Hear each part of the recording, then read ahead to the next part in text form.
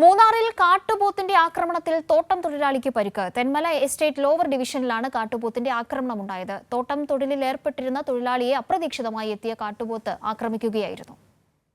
Munnar Thenmala estate lower ഡിവിഷനിലാണ് കാട്ടുപോത്തിന്റെ ആക്രമണം ഉണ്ടായത്. തോട്ടം തൊഴിലാളിയായ മീനയ്ക്കാണ് കാട്ടുപോത്തിന്റെ ആക്രമണത്തിൽ പരിക്കേറ്റത്. തൊഴിലാളികൾ തേയിലത്തോട്ടത്തിൽ ജോലിയിൽ ഏർപ്പെട്ടിരിക്കുകയായിരുന്നു. ഈ സമയം അപ്രതീക്ഷിതമായി പാഞ്ഞെത്തിയ കാട്ടുപോത്ത് തൊഴിലാളിയെ ஆக்கிரமிச்சு 1ஆம் நம்பர் ஃபீல்டில் உரம் போட்டு கொண்டிருந்த மீனா என்கிற சகோதரியை காட்டு மாடு முட்டி தூக்கி எறிந்து விட்டது. இந்த பகுதியில் பார்த்தீங்கன்னு சொன்னால் காட்டு மாடு இஷ்டம் போல் இருக்குது. நூற்றுக்கணக்கான காட்டு மாடு இருக்குது. ஆனால் எங்களுக்கு பாதுகாப்பு ஒன்றும் கிடையாது. நாங்கள் இந்த பகுதியில் வேலை செய்கிறதே பெரிய ஒரு கஷ்டமாக தெரியுது. இது வனத்துறையினர் வந்து இதை பார்த்து ஒழுங்கு செய்யும்படிக்காக ഞങ്ങൾ പണികളോട് കേട്ടുകൊള്ളുകയാണ്. കാട്ടുപോത്തിന്റെ ആക്രമണത്തിൽ പരിക്കേറ്റ മീനയെ മൂന്നാറിലെ ആശുപത്രിയിൽ പ്രവേശിപ്പിച്ചു.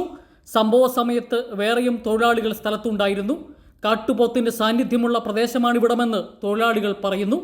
കൈരളി ന്യൂസ്, ഇടുക്കി.